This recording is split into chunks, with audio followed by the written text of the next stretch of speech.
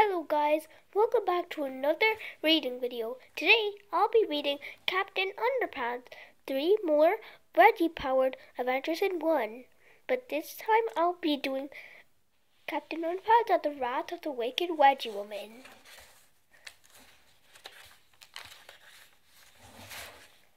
Hi, before I read this story, there's some stuff that you need to know. Read this comic book to fill yourself on the story so far. But remember, this info is top secret, so don't let it fall into the wrong hands. Once upon a time, there were 2 cool kids named George and Harold. We kick butt. Me too. But they had a mean principal named Mr. Crump. Come over here, bubs. No way.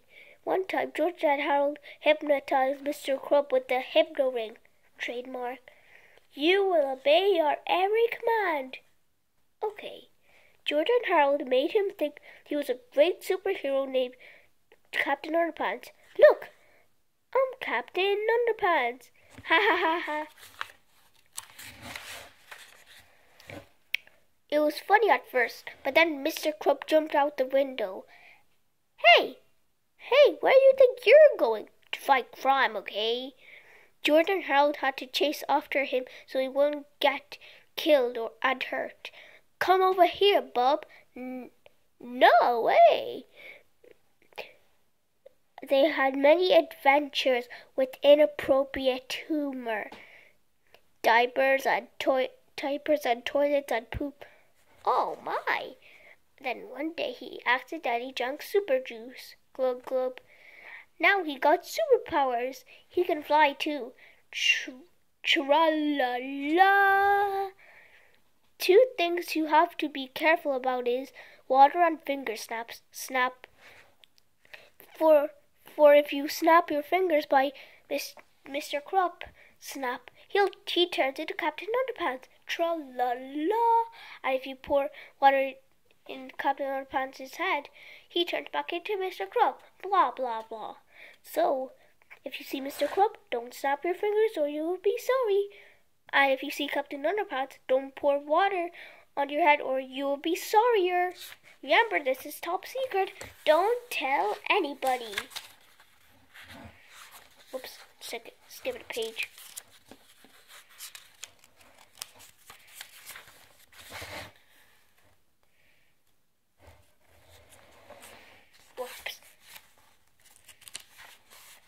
Chapter 1, George and Harold. This is George Beard and Harold Hutchins. George is the kid on the left with the tie and the flat top. Harold is the one on the right with the t-shirt and a bad haircut. Remember that now.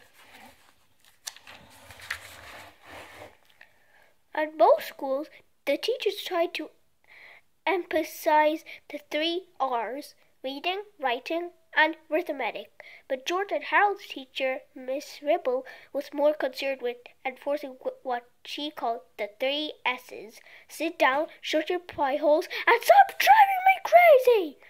While this was unfortunate for all of her students, it was especially bad for George and Harold because they were very imaginative boys. You see, imagination was not really encouraged at George and Harold's school. In fact, it was discouraged. Imagination will only get you a one-way ticket to the principal's office.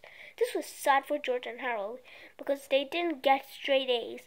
They weren't sports stars and they could barely walk down the hallway without getting into trouble.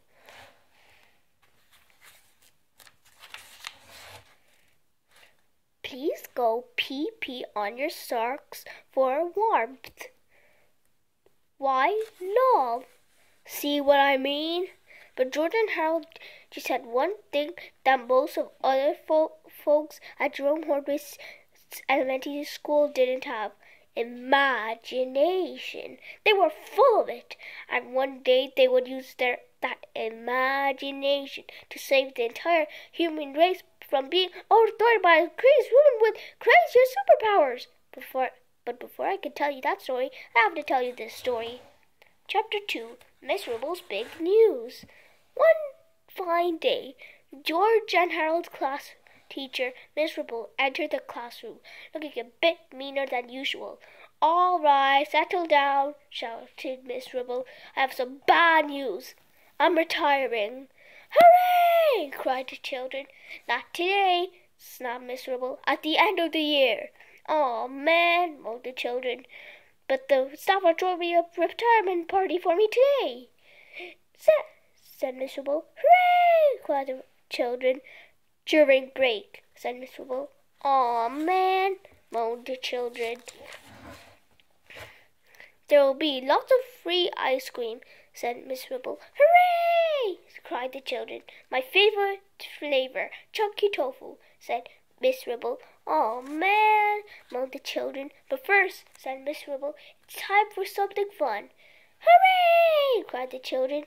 "You all get to make happy retirement cards for me," said Miserable. "Aw, man," moaned the children. Chapter 3. When you care enough to send the very best. Miserable went around the classroom handing out envelopes, sheets of paper, and butterfly stencils to all of the children. Then she wrote a poem on her chalkboard. "All right, take out your crayons," said Miserable harshly. "I want you to use stencils to make a yellow butterfly on the front of your card. When you're done, copy this poem in size. Roses are red, violets are blue. You are retiring, and we'll miss you. Signed, your name here." "Can we make our own poems?" asked Melvin sleepily. "No!" snapped Miserable. "Do we have to use stencils?" asked Aaron Mancini. "Yes!" yelled Miserable. "Can we make our butterflies purple?" asked Stephanie Yarkoff. "No!" screamed Miserable. "Butterflies are yellow. Everyone knows that." While the rest of the class worked on their cards, George and Harold had a better idea. "Let's make Ripple a comic book instead," said George. "Yeah," said Harold. We'll make it all about her. It would be cool." So that's what they just did. Chapter 4.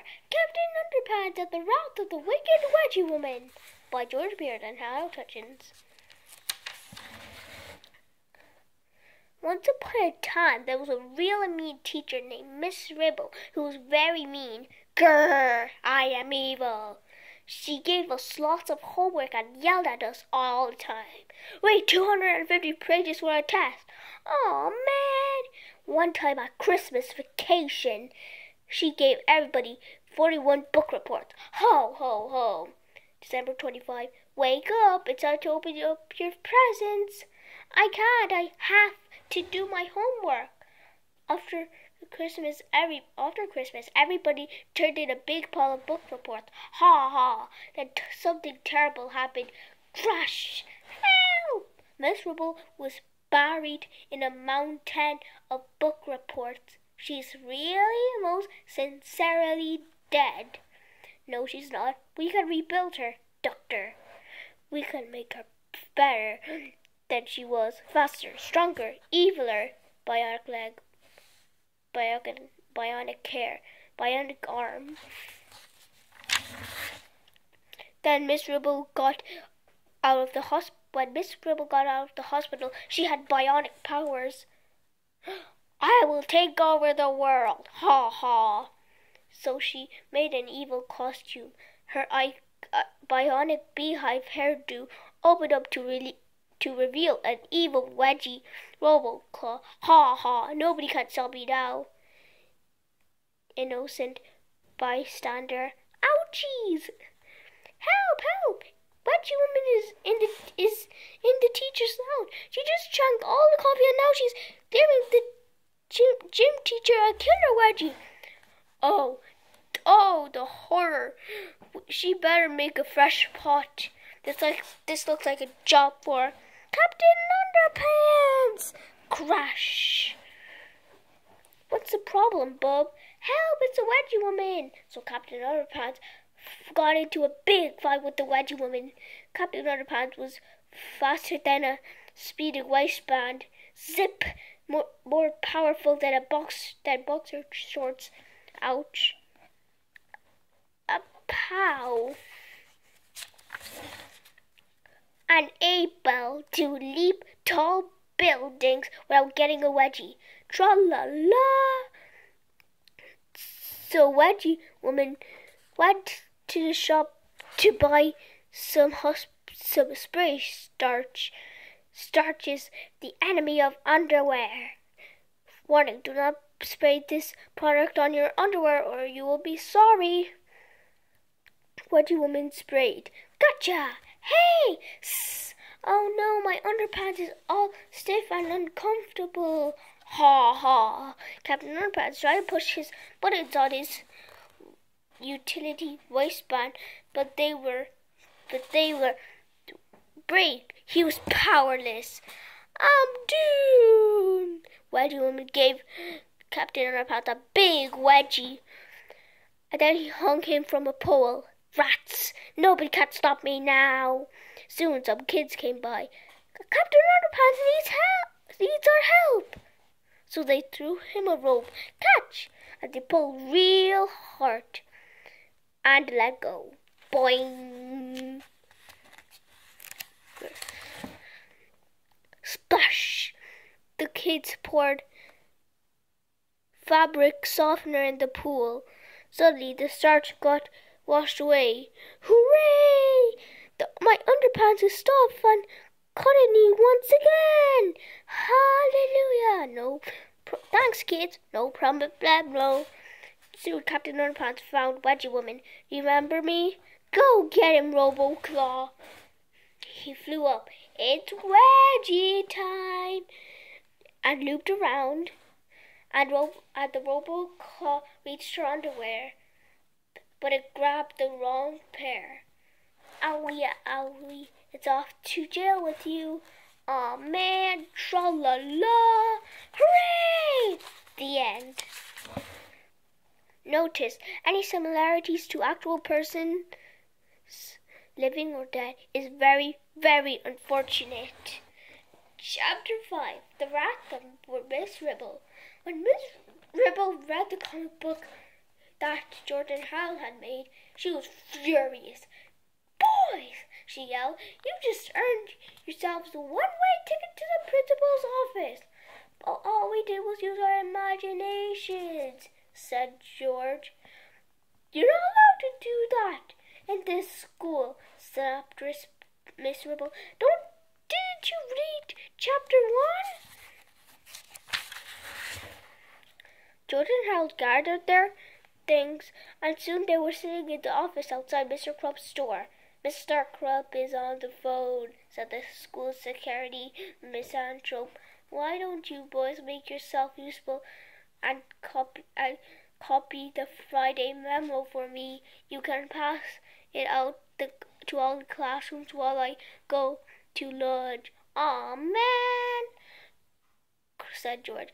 Quit your whining, Buster, shouted Miss Anthrope. I want this done by the time I get back, or you both will be sorry. Miss Anthrope grabbed her coat and stomped out of the door. Jordan and Harold looked at the Friday memo. It was a weekly newspaper that told all the events of the upcoming week. Hey, said George, Miss Anthrope's computer is still on. You want to make a few changes to the letter? Why not? Said Harold. So George and Harold typed their own version of Jerome Hortway's elementary school Friday memo. They all ran out copies for all the students in the school. Chapter 6. The Retirement Card. George and Harold were gathering their new and improved Friday memo copies into small piles when Principal Krupp came into the office. Hey! Mr. Krupp shouted. What are you two troublemakers doing in here? Miss Anthrope told us to pass the Friday memo out to all the classrooms, said George and Harold instantly. Well, make it snappy, yelled Miss Principal Krupp. Suddenly, Harold got a sneaky idea. He took the blank piece of paper that Miss Ribble given him earlier. "Hey, Krupp," said Harold, "will you send this card for our teacher?" Mr. Krupp grabbed the card from Harold and eyed it suspiciously. "This card is blank," Mr. Krupp growled. "I know," said Harold. "Our class is going to decorate it later. We want you to be the first to sign it." "Wait. Well, all right then," said Mr. Krupp. He opened the card and quickly scribbled, "Signed, Mr. Krupp." On the inside, he stormed out of the office.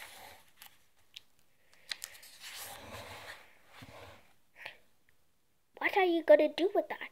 asked George. "You will see," said Harold, smiling. Chapter 7. Reverse Psychology. George and Harold passed out the Friday memo and made it back to their classroom just in time for Miss Ribble's retirement party. George and Harold quickly changed the letters around on the sign outside the door, while Harold wrote a special greeting on Mr. Krupp's card and stuffed it into the envelope. "Miss Ribble really needs a breath mint." "Hey, Bobs!" shouted Mr. Krupp as he stormed down the hall. What do you kids think you're doing?" "We're going to Miss Ribble's retirement party," said George. "That's what you think, smart guy," said Mr. Krupp. "Miss Ribble showed me that comic book you both made about her, and now I catch you changing letters on another sign. You boys aren't going to any party. You're going straight to the detention room." Well, fine," said Hal. "Then we're not gonna give Miss Ribble the card our class made for her." Mr. Krupp quickly swiped the card out of Harold's hand. "Aha!" he shouted. "I'm gonna make sure she gets this card. I'm going to give it to her myself." "Aw, man," said Harold. George and Harold walked down the hallway towards the detention room. "Wow," said George. "That was pretty cool how you got Mr. Krupp to deliver that phony card for you." "Yup," said Harold. "I never used reverse psychology on him. I gotta try that on him. I gotta try that sometime," said George. "By the way, what did you write on that card?" "You will see," said Harold, smiling. Chapter 8. The Party. Miss Ribble's retirement party started off bad and just got worse. First, Miss Ribble forced the class to sing a corny song at her. By the time she was done yelling the boys for singing off the key, the chunky tofu ice cream was melted. Everybody had to eat it anyway. Oh yeah, the poem. "Oh, we love Miss Ribble. Oh, yes, we do. We don't love anyone as much as you. When you retire, well,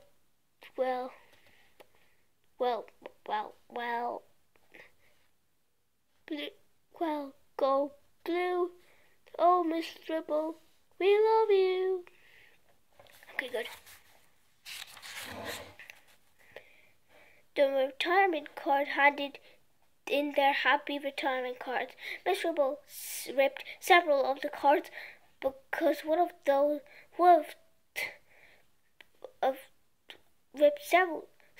of the cards because some of the children had mistakenly drawn polka dots on their butterflies. One unfortunate boy had also drawn a happy smiling sunshine on his card, and he had to stand in the corner. Finally, Mr. Krupp stepped forward and handed Miss Ribble the card he had snatched from Harold's hand.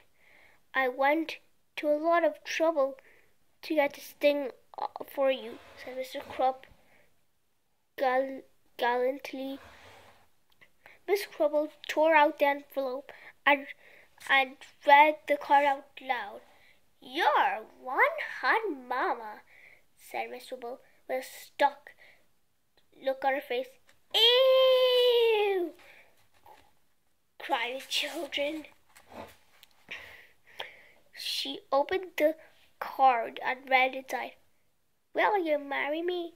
Signed, Mr. Crop. Ew! Cried the children. The teachers gasped. Then the room grew silent. Miss Gribble glared over at Crop, whose turned bright red and began to sweat profusely. He tried to speak. He tried to tell her it was all a big mistake. He tried to say something, but all that came out was hop, hubba, hubba, wah, wah. Congratulations, said Mr. Muir, as he patted Mr. Crop's sweaty, shivering shoulders. Congratulations, shouted Miss Anthrope. This will be the best wedding in the whole world. We can have it there at the school, a week from Saturday. I'll plan everything. You lovebirds don't have to worry a thing.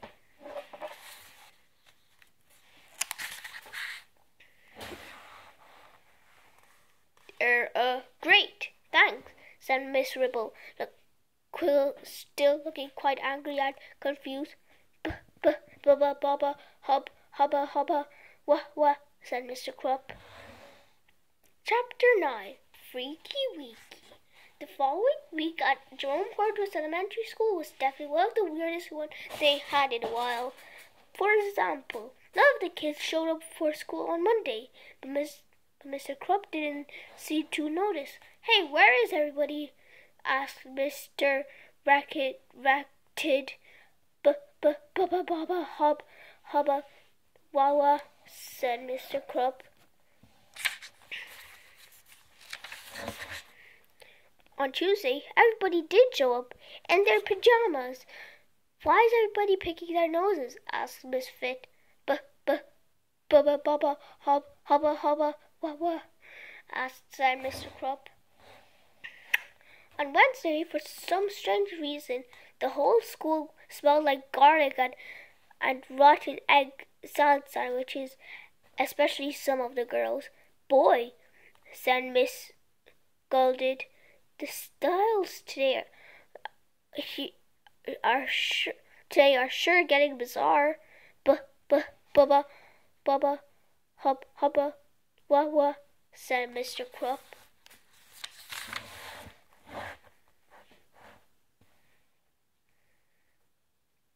Thursday was, without a doubt, a complete and total disaster. There's a food fight in the lunchrooms, shouted Mr. Rustworthy, and the football team is destroying the teacher's lounge. Bubba, hubba, wah, said Mr. Crop. And now nobody was sure what happened on Friday. Apparently, there was a mix-up with the dress code on the yearbook photos. Our school pictures are ruined, shouted Miss Dakin. Bubba, hubba, wah, said Mr. Crop.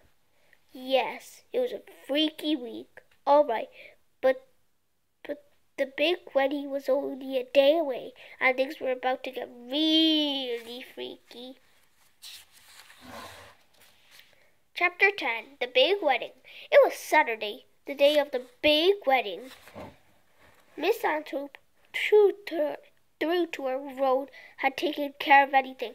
In just 1 week, she had transformed the gymnasium into a beautiful wedding hall, complete with food, decoration, and even a 2-meter-tall ice sculpture. All of the children were dressed in their finest clothes. Harold even wore a tie. Man, said George. I can't believe we had to go to school on a Saturday. Oops. I know, said Harold. Why could we have this wedding during Monday's math test? Soon the organist began to play. The rabbi walked out the aisle. He approached George and Harold and stopped to talk to the boys. "I heard a lot about you," said the Robbie, "and I don't want you boys playing any of your tricks today." Silly Robbie," said George. Tricks are for kids." Believe it or not, Jordan and Harold had not planned any pranks for the big wedding. They had no joy buzzers up their sleeve, no squirting flowers in their labels, no whoopee cushions on the chairs.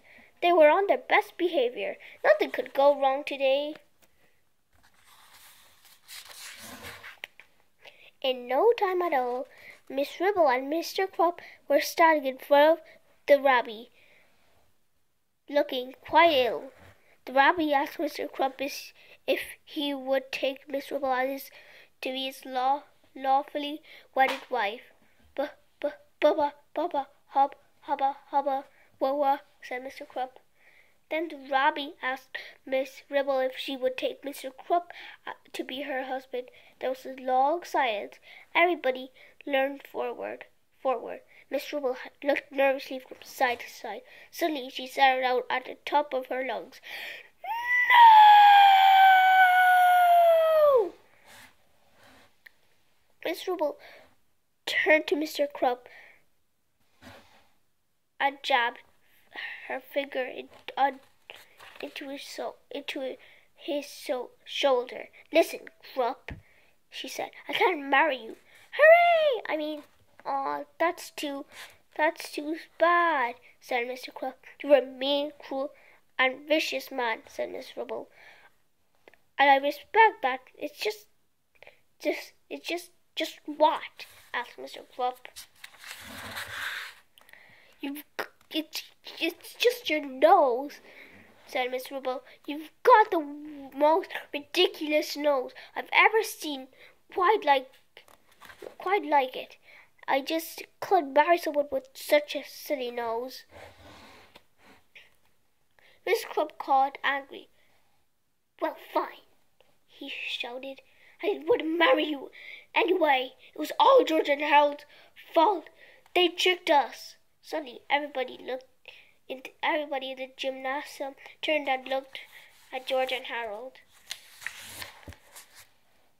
Time to go, said George. Chapter 11. The Refreshments. As George and Harold turned to leave the gymnasium, they heard loud thumps of studded wedding boots clumping down the aisle towards them. "I'm going to grind those kids into head cheese," screamed Miss Ribble as she looked for the two boys. George and Harold screamed and ran to the back of the room near the refreshments, where they hid behind two large wooden pillars. Miss Ribble approached the pillars and grasped them with her mighty hands. With a horrible horror, she pushed the right pillar over, and it landed on the back of the luncheon table, causing the front table to flip high into the air. Unfortunately, this sent all the food flying into the crowd.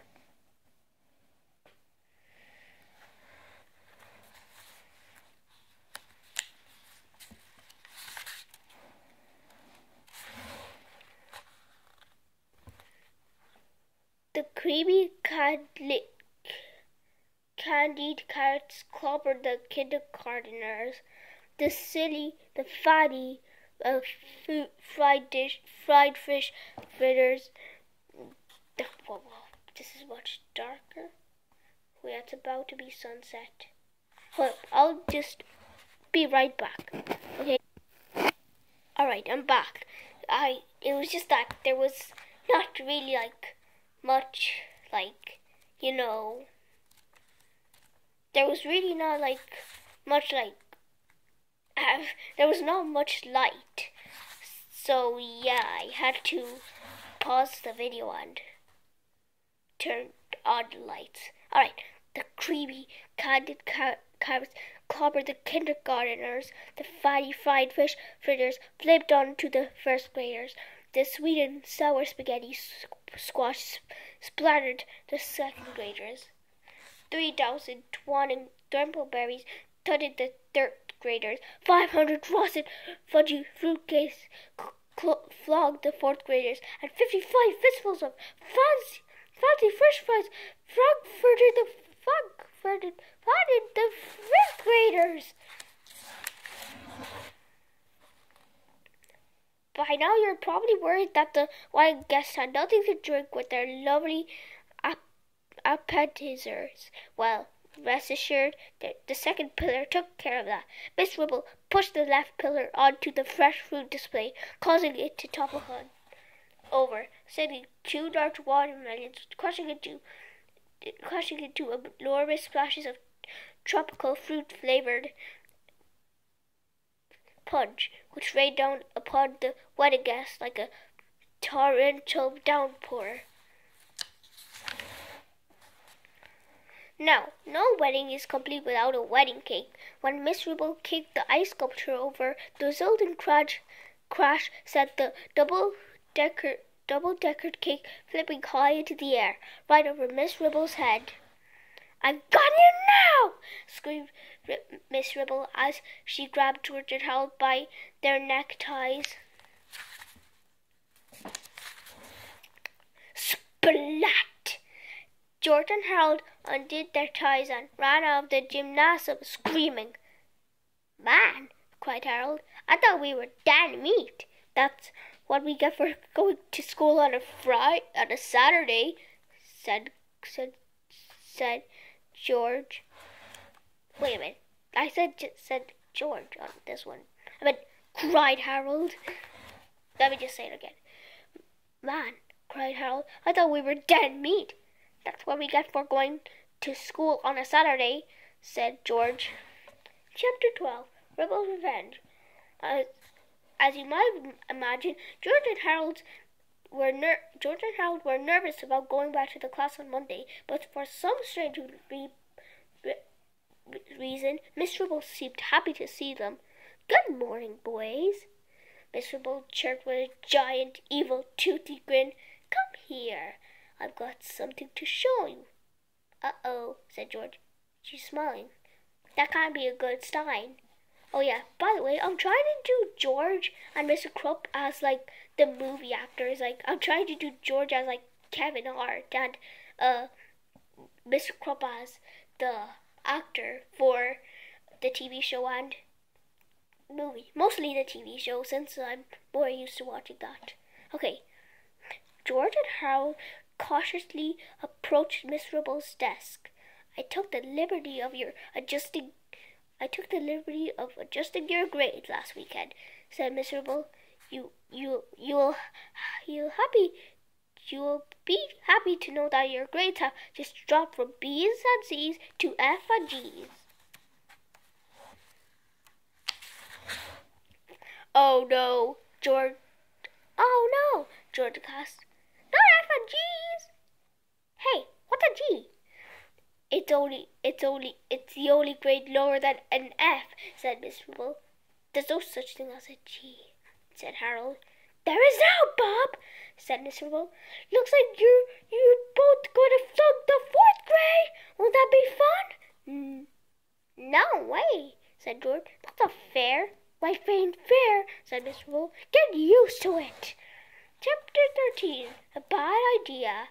That afternoon, George and Harold sat in their treehouse feeling sorry about themselves. "She can't get away with that," said George. "We're going to tell somebody about this." "Nobody's going to believe us," said Harold. Well, there is one thing we could do," said George. "Well, there is one thing we could do," said George. He opened his drawer onto the drawing table and searched through the pennies, paper clips, dried spitballs, and rubber bands. Then he pulled out a dusty plastic ring with some gum stuck on it. It was the 3D hypno ring. "Oh no," said Harold. "I thought we threw that thing away." We threw the instructions away, said George, but I remember how it works. Do you remember the last time we used it? Asked Harold. Yeah, said George, but we were fooling around last time. This time we'll be serious. We won't make any mistakes. All we have to do is hypnotize her into changing our grades back to normal. That's all. I don't know, said Harold. It sounds like a bad idea to me. Worse than flunking in 4th grade? Asked George. Good point, said Harold. Chapter 14. Return of the 3D Hypno Ring. The next day at school, George and Harold stayed behind while the rest of the class went outside for break. What are you punks still doing here? Asked Miss Scribble. Said George nervously. We wanted to show you this really cool ring. Yeah, said Harold. If you look closely, you can see a funny picture. Well, hold still, said Miss Ribble, as she stared at the ring intently. I have to move it back and forth, said George, or you won't be able to see the picture. Miss Ribble's eyes followed the ring back and forth, back and forth, back and forth, back and forth. You are getting sleepy, said George. Very sleepy, said Harold. Miss Ribble yawned. Her eyes began to droop. I'm so sleepy, she said, as she slowly closed her eyes. In a moment, said George, I will snap my fingers. Then you will be hypnotized. So sleepy, mumbled Miss Ribble. Snap! Now, said Harold, you must listen very... Chapter 14.5. We interrupt this chapter to bring you this important message. Hello, this is Chim Diaper Braids.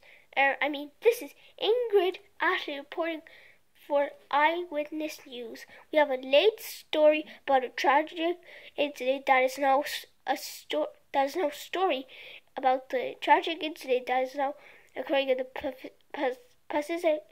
Pacific Northwest.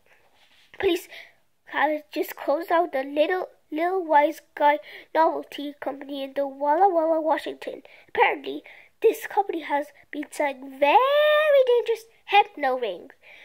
We now take you live via satellite to our reporter, Booger Larry Zarrow, with the latest developments. Thanks, Chim, said Larry.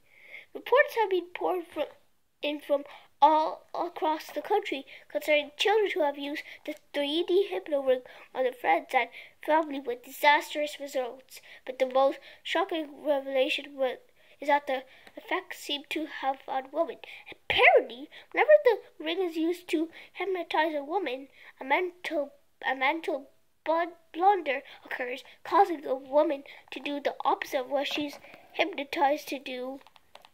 Doctors don't know why the ring causes women to have an opposite reaction, but they are very concerned.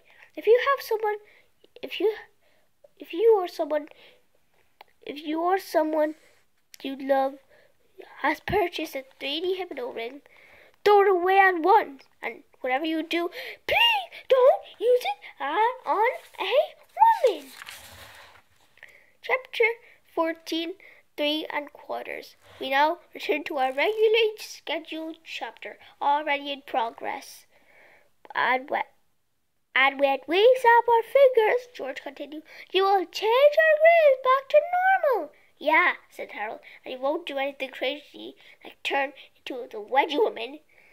And you won't try to destroy Captain Underpants, said George, or take over the world either. Right, said Harold, you'll just change our grades. That's it. Snap. George and Harold looked nervously at each other. Well, said George, think that covers everything. Yep, said Harold. We shouldn't have any more problems for Miss Ribble. So the boys snapped their fingers. Snap. Chapter 15. Bad Hair Night. That night, Harold and George camped out in George's treehouse. "I have to drive your mother to work early tomorrow morning," said George's dad, "so your boys are responsible for getting yourselves to school on time." "Okay, Pop," said George. "We'll be there bright and early, Mr. Beard," said Harold. It was a tough day for George and Harold, and now it was time to relax. George rolled out some sleeping bags, while Harold unpacked a box of chocolate donuts, 4 cans of orange cream soda, and a big bowl of barbecue potato crisps. Believe it or not, there was even a cool Japanese monster movie playing on TV. "You know," said George, "life doesn't get any better than this." "Yep," said Harold. "But do you think the hypno ring actually worked on Miss Ribble? She looked a little weird when she came out of her trance." She was just probably very sleepy," said George. "Teachers have very stressful jobs, you know. I wonder why." After the movie, George and Harold brushed the crumbs out of their sleeping bags and got ready for bed, not bread. "Let's sleep in our school clothes tonight," said George. "That way we won't have to wake up early to get dressed." "Good idea," said Harold. So George turned out the light, and soon the 2 boys were drifting off to sleep. After a few minutes, Harold sat up quickly and looked around. "Hey," he whispered. "What's that noise?" "I didn't hear anything," said George. They listened closely. "Shh, there it is again." George heard it this time. He reached over and opened the treehouse door with a crack. All they could hear was the sound of crickets chirping in the night. George opened the door wider, and the boys peeked down. "Ah!" roared an evil-looking woman dressed in tight purple vinyl and a mangy-looking fake fur bow. George and Harold screamed in horror. The snarling woman climbed into the ladder into the treehouse. George and Harold recognized her immediately in the moonlight. Miss Ribble," George gasped. "What a lovely outfit you have on." "Who's Miss Ribble?" the angry lady growled. "My name is Wedgie Woman." George and Harold looked at each other and swallowed hard. "I understand that you boys have information about Captain Underpants," said Wedgie Woman. "What makes you say that?" asked Harold. "I've read your comic books," said the evil villain. "You boys know his strengths, his weaknesses. I bet you even know his secret identity." "No way!"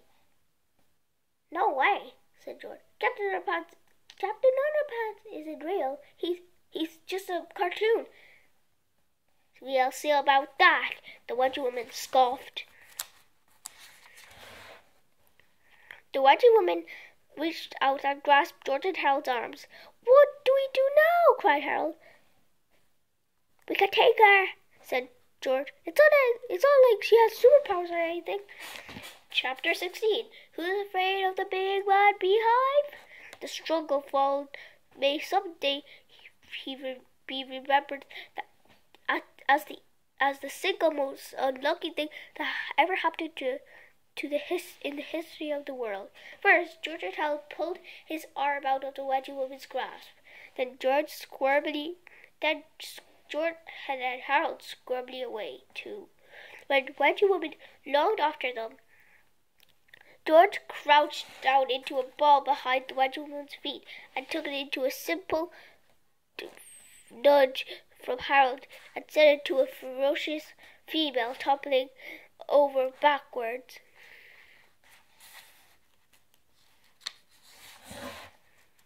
Right into the wall. Clunk! The bookshelf above Wedgie Woman's head shook violently, causing a strange looking juice carton to topple over. Suddenly, a stream of glowing green juice poured out of the carton directly into the tightly woven behind of hair atop Wedgie Woman's head.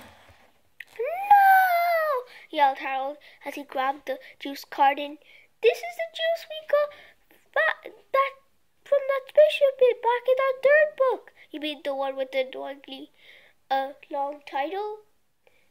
Asked George. Yeah, said Harold. This is extra strength superpower juice, and a whole bunch of it has gone into her hair.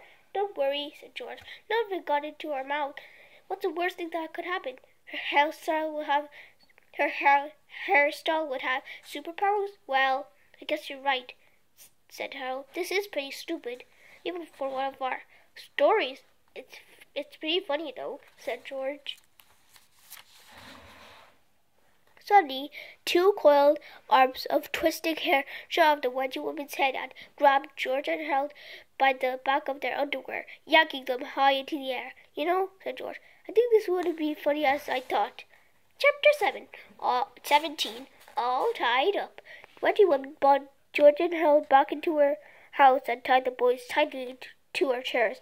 Tell me the secret identity of Captain Underpants, screamed Wedgie Woman. No way, said George. Said Wedgie Woman. You want to do this the hard way? No problem. Wedgie Woman's hair began uncoiling itself. Several twisted locks of hair stretched out into the living room and started taking apart the television, the computer, and the Thigh Master registered on the other tangled coils reached into the kitchen and began dismantling into the dishwasher, the toaster, and the food processor. What are you doing? Asked Harold. If you want to make robots, said Wedgie Woman, you gotta break a few small appliances.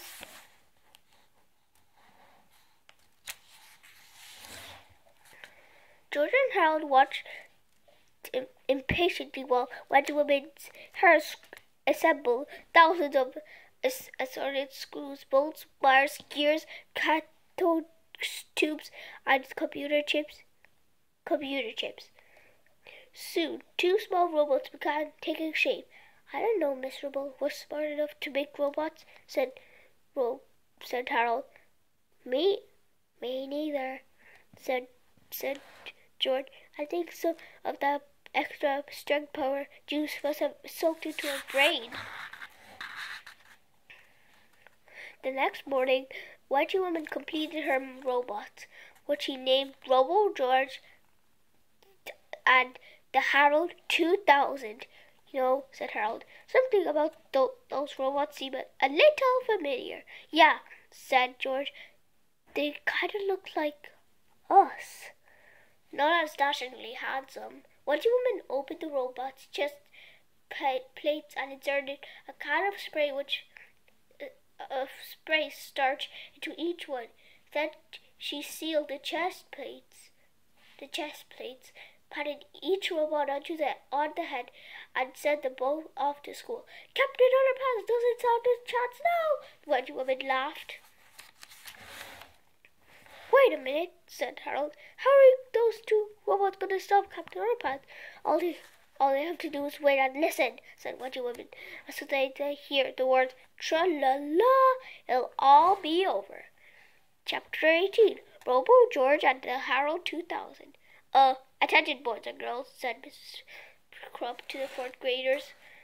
Your teacher, Miss Ribble, didn't come to the school today. Hooray! Shouted Mr. Crump. Settle down, Mr. Crump shouted. You're all still gonna have your classes.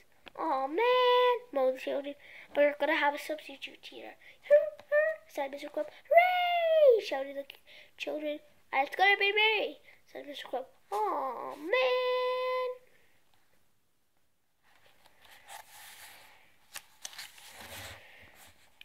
The whole day was pretty much like a normal day, except for one thing.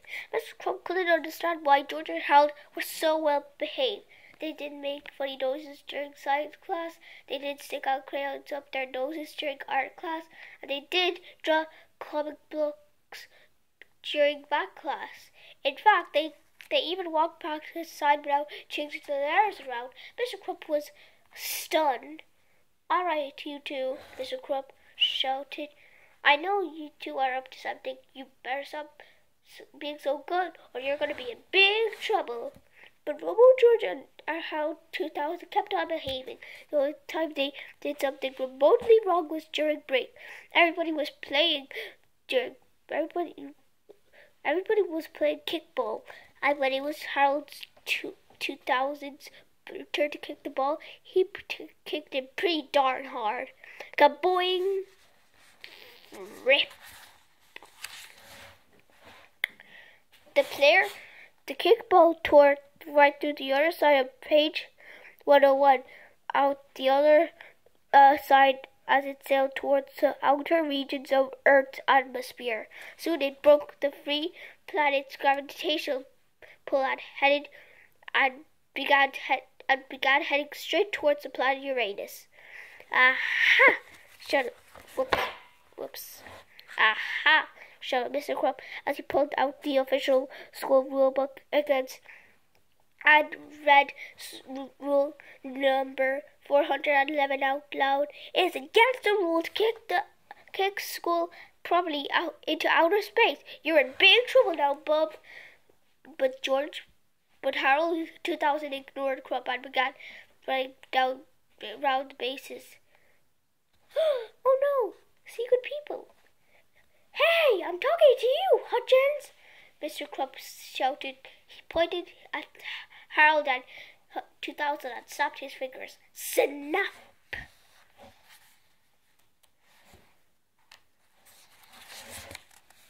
Suddenly, Mr. Crump began to change. A silly-looking smile stretched across his face, and he stood before the fourth graders, looking quite heroic. He quickly returned and ran back to the school. Chapter 9. Tra-la lunatics! Several minutes later, Captain Underpants flew out of Crump's office and a hero zipped across the sky. He let out a triumphant tra-la-la. When Robo, George, and the Harold 2000 heard the words tra-la-la, they immediately stopped playing kickball. Suddenly, their arms began to extend and their legs stretched towards the sky.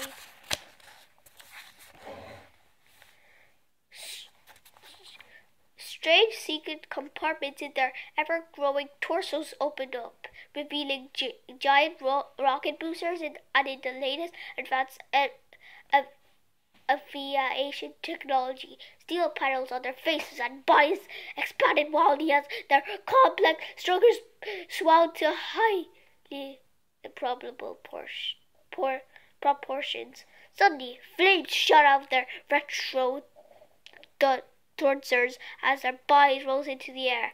In no time at all, two gigantic robots were flying in hot pursuit of the amazing Captain Underpants. "George and Harold are in big trouble now," said Melvin Seeley as he read the rule number 7734 of Mr. Crump's official school rule book out loud. "It is against the rules for students to transform into giant flying robots during afternoon break." The real George and Harold, however, had more on their minds at the moment than a few broken rules. They watched the action unfold on a big screen television that Wedgie Woman horrible hair had built by combining spare parts of his fish tank and an electric toothbrush. The colossal robots surrounded Captain Underpants, but surprisingly the waistband warrior looked happy to see them. "George! Harold!" said Captain Underpants. "My, how you boys have grown! I didn't know you could fly. That's great. Now you can help me fight for truth, the justice, and all that is pretty strong and colony." But the gigantic robots didn't respond. Instead, they hovered close to Captain Underpants as their steel chest plates opened up. Suddenly, two extendable robotic arms reached out and began showering Captain Underpants with liquid spray starch. What are you doing?" cried Captain Underpants. That's spray starch. It's the only thing in the world that can take away my superpowers." The waistband warrior screamed in horror as he began falling through the sky. Robo George quickly scooped him, grabbed the helpless hero, and hung him down by the waistband on a tall pole high above the city streets. Chapter 20. You asked for it. "Hooray!" cried the Wedgie Woman as she turned off her new TV. "My plan worked. It's now time to take over the world." "But what about us?" asked Harold. "Don't worry," said Wedgie Woman. "I got a big surprise for you too." She took a heavy battle axe and tied it up with a rope. Then she leaned the axe towards George and Harold and lit a candle under the rope. "When the flame burns through your rope," said Wedgie Woman, "all your problems will be over. Get the point?" "Not really," said George. "Don't worry," laughed Wedgie Woman. You will soon enough." The Wedgie Woman laughed a horrible laugh. Then she dashed out of the door to take on the world. George and Harold watched as the flame began burning through the rope. They cringed as the impending doom of Axe Blade became closer and closer. Well, said George, "it looks like this is the end." "Maybe not," said Harold. "Maybe the blade will fall and slice through our ropes and not harm us at all." "I doubt it," said George. "That kind of thing only happens in really lame adventure stories." Suddenly, the blade fell and sliced through the ropes, not harming George and Harold at all. The boys looked at each other and decided it was best not to comment on the situation. Chapter 21. The Woundless Revenge of the Wicked Wedgie Woman. The Wedgie Woman headed to the center of town to meet up with Robo George at the Harold 2000.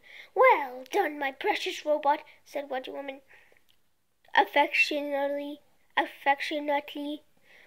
"What's all this then?" said a policeman who just arrived on the scene. "Nothing, officer," said Wedgie Woman. Just the beginning of my total world domination." "Oh, okay," said the cop. "Hey, wait a minute." But before the police officer could voice his objections, a twisted dreadlock from Wedgie Woman's head shot out and grabbed the cop by the back of his underwear. The colossal Harold 2000 lifted the officer and hung him up from a subside. "Owie, owie! Owie, wowie!" cried the cop. Soon more officers headed to the scene, but they all met with the same terrible fate as the first policeman. But for long, every cop in the city was hanging from a street side. "Call the National Guard!" screamed the chief of the police. "Call the army! Call the Marinist! Call a hairstylist!" Soon, the armed forces arrived with a whole fleet of tanks and helicopters, but everybody was just too afraid to shoot. Wedgie Woman was just too quick. The giant robots stomped around the city as Wedgie Woman barked her commands. "Everybody on Earth must obey me!" cried the Wedgie Woman. If anybody refuses, they'll get the wedgie. If anybody tries to stop me, it's wedgie time. Bow down to me, or welcome to Wedgie Will. Soon, George and Harold arrived at the scene. They hid in some bushes and watched the terror unfold. "We gotta rescue Captain Underpants," whispered George. "He's the only way you can save the world." "But how?" whispered George to Harold. "He's got no superpowers left." "Sure he does," said George. "Starch doesn't really take away superpowers. He just thinks it does. We just gotta change his mind." "I hope we can," said Harold. Chapter 22. They can't. George and Harold ran to the pole where the heartbroken hero was hanging. "Hey, Captain Underpants!" cried Harold. "You gotta come down from here and save your city."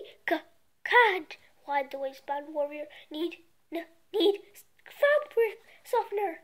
"No, you don't need fabric softener," says George sternly. "That's just a dumb joke in one of the comics." "But you don't understand," said Captain Underpants. "Starch is the enemy of underwear. Only fabric softener can save me." "Rats!" said Harold in fierce frustration. "Hey, George, are there any shops around here?" "Yeah," said George. A new one just opened up on Oak Street." "Then let's go buy some fabric softener," said Harold. "It'll be easier trying to reason with the guy." "How's that going to help?" asked George. "It's all his mind," Harold asked. If he believes that fabric softener will help him, then it probably will. I think it's called the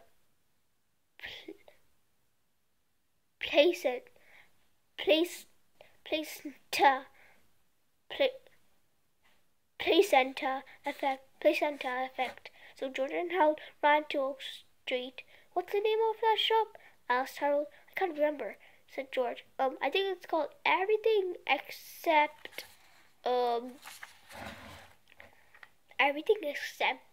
fabric softener."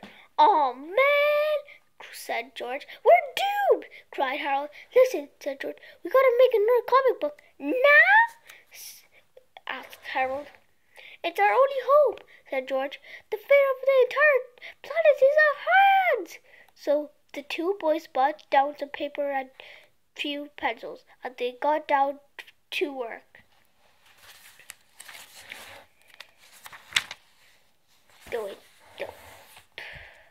The Origin of Captain Underpants by George Beard and Harold Hutchins. 22 minutes later, George and Harold had created an all-new Captain Underpants adventure. They ran back to the pole where Captain Underpants was hanging and tossed the new comic up to him. "This is no time to be reading comics," said Captain Underpants. "Just read it, Bob." "Yeah," said George. "You might learn something." Yeah. Chapter 23. The Origin of Captain Underpants by George Beard and Harold Hutchins. The True Untold Story. The Origin of Captain Underpants. The True Untold Story by George Beard and H. Hutchins. A far time ago in a galaxy long, long away, there was a planet called Underpants World. Underpants World was a peaceful planet where everybody only wear underwear. Haha, I can see your underwear. I can see yours too. Haha. "Hey, what are you doing under there?" "Underwear." Haha, you said underwear. Haha. Everybody liked wearing underwear so much that they never got into fights, and they didn't have any wars either. It was cool. One day, all of that happiness ended abruptly. Bad guys. The Wedgie warlords had arrived. "Hey boss, let's spray that planet with starch." "Okay, I hate those guys." The good people of Underpants World got scared, so they ran to their leader, Big Daddy Long Johns. "Help us, Big Daddy Long Johns." "Okay."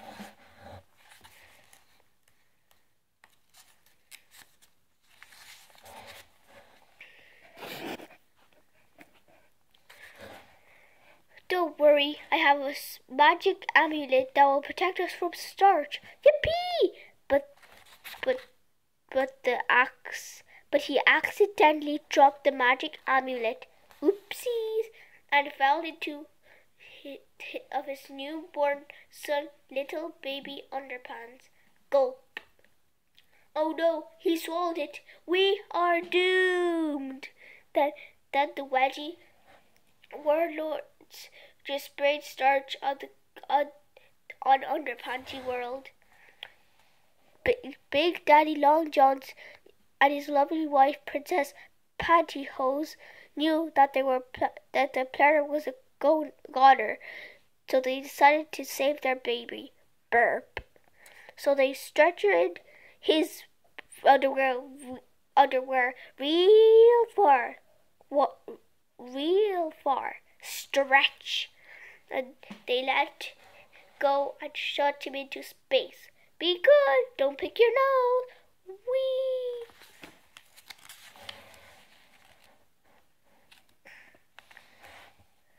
Little baby Underpants sailed through space as his home planet crumbled behind him.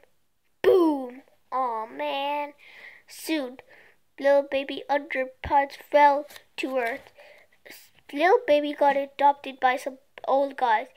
My, he's so cool, cute. Let's adopt him. Okay. They named him Captain after their favorite cereal. Hi, Captain. Hi. But as the years went by, Captain became very sad. For some strange reason, he never seemed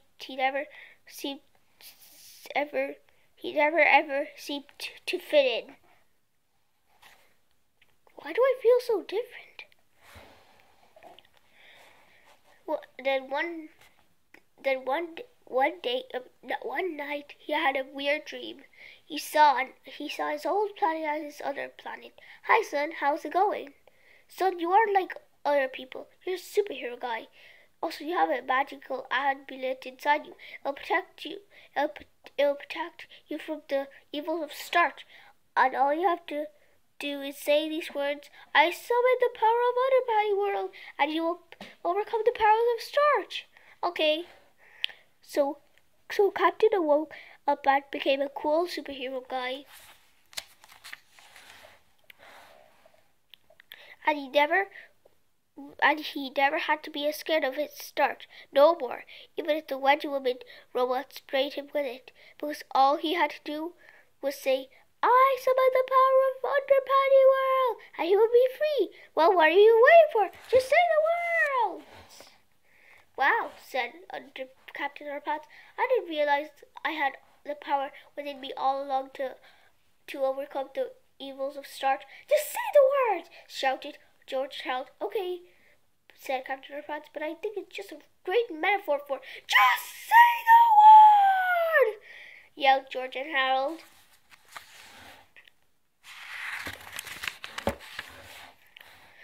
All right, Captain Underpants, but all I'm just saying is that just say the words, screamed George and Harold. You know, said Captain Underpants, you kids have no feel for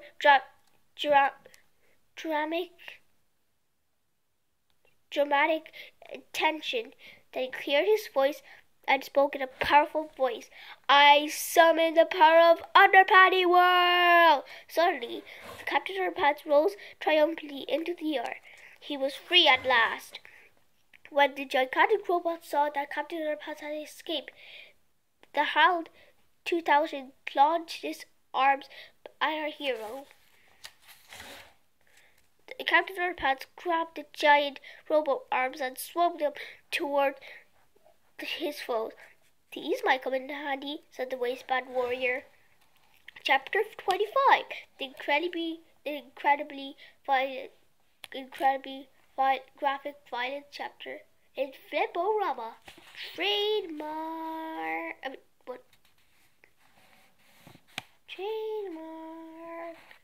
Warning. The following chapter contains scenes that are so violent and naughty you aren't allowed to see them. We're not kidding. Do not read the following chapter. Don't even look at it. Just skip ahead to page 156 and don't ask any questions. P.S. Don't breathe on it either.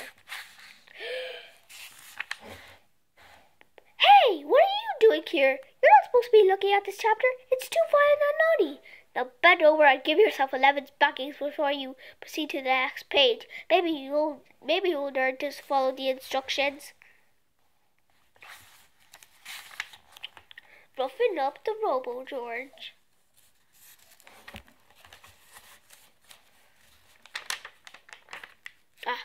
Oops.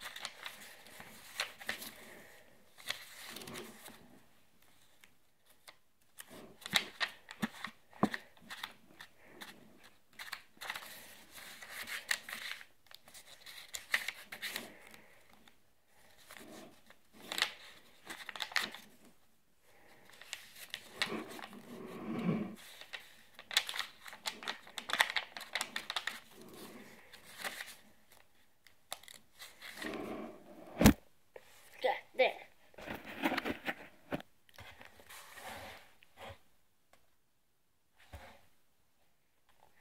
Chapter 26. Reverse Psychology 2. The giant robots were defeated, but the battle was not over yet. George and Harold ran back to their treehouse to grab the 3D hypno ring, while George ran back to everything except fabric softener for some more supplies. Soon, George returned to the center of town carrying a big cardboard box filled with spray cans. What are you doing with that? Asked Harold, who had just arrived with the 3D hypno ring. I'm taking this extra strength spray starch someplace where the Wedgie Woman won't find it, said George, shouted. What? Oh, yeah. I'm taking this extra spray starch somewhere where the Wedgie Woman won't be able to find it, George shouted rather loudly. Extra strength spray starch, cried the Wedgie Woman. That's just what I need. Her lashed out George, stopping him dead in the tracks. Then 9 twisting braids each grabbed on from a box and began spraying them on Captain Underpants. A huge cloud of mist filled the air, covering everything in sight, making these 2 pages incredibly easy to draw.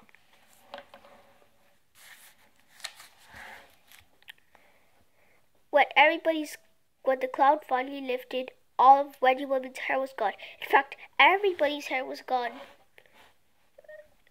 See, Jordan explained. There was no spray starch in this box. There was just a cleverly disguised carton of hair remover. I used reverse psychology on her. Ah! Screamed Harold as he clutched his bald head. My mom is gonna lay hard-boiled eggs when she sees me. Relax, said George.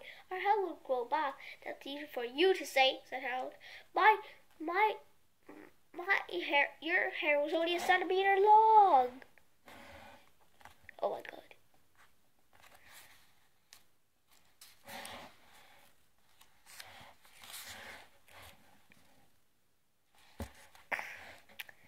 Chapter 27. Reverse Psychology. Well, Wedgie Woman, said Captain Underpants, it's off to jail with you. Wait a second, said Harold.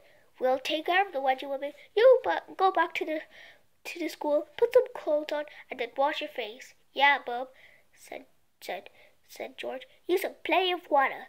We got some work to do. Okay, said Captain Underpants. So Captain Underpants did he was told, and in no time he was back to his grumpy old self. and it was now time to transform Wedgie Woman back to her old self too, with some slight modifications. Okay, said Harold. Remember when we hypnotized Miss Ribble, and she did the opposite of everything we wanted to do? Yeah, said George. Well, if we wanted to set things right, George continued, we got to hypnotize her into doing the opposite of what we want. I'm way ahead of you, said George. So the teacher once again hypnotized our teacher. Only this time they used reverse psychology on her. From now on, said George, you will always be known as Wedgie Woman. You will keep all your superpowers too. You will not go back to teaching 4th grade, said George. You will remember everything that happened in the last 2 weeks, said Harold. You will not change our grades back to normal, said George. You will not become the nicest teacher of Jerome Horwitz Elementary School, said Harold. You will not bake fresh chocolate chip cookies for our class every day, said George. George, said Harold sternly, stop goofing around. I can't help it, said George. You should never hypnotize anybody when you're hungry. Okay, said Harold. Let's snap our fingers and pray that this works. Snap!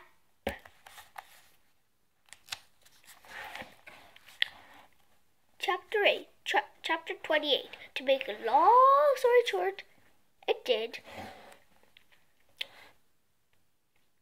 Chapter 29. Butter living do hypnosis.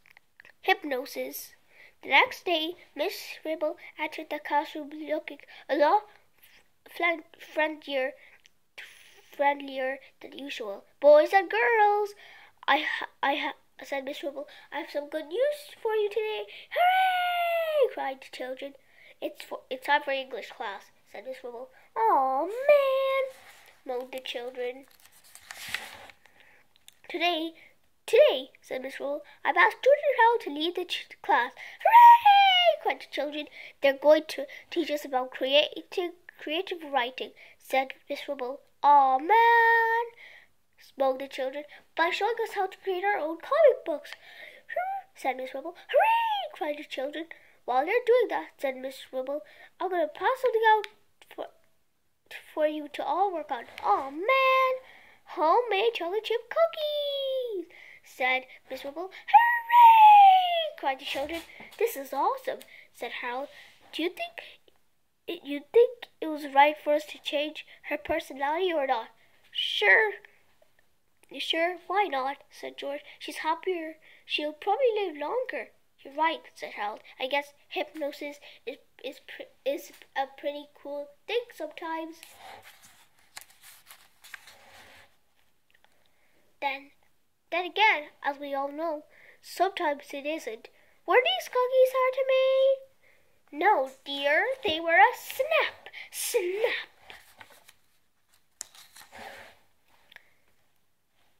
Oh no! Screamed Harold. Here we go again! Screamed George. Tra-la-la!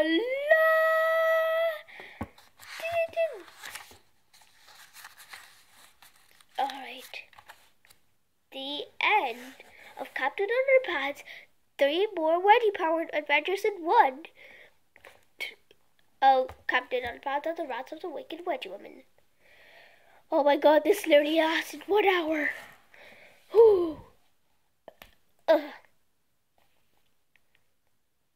Alright, gonna see you in the next video. Bye!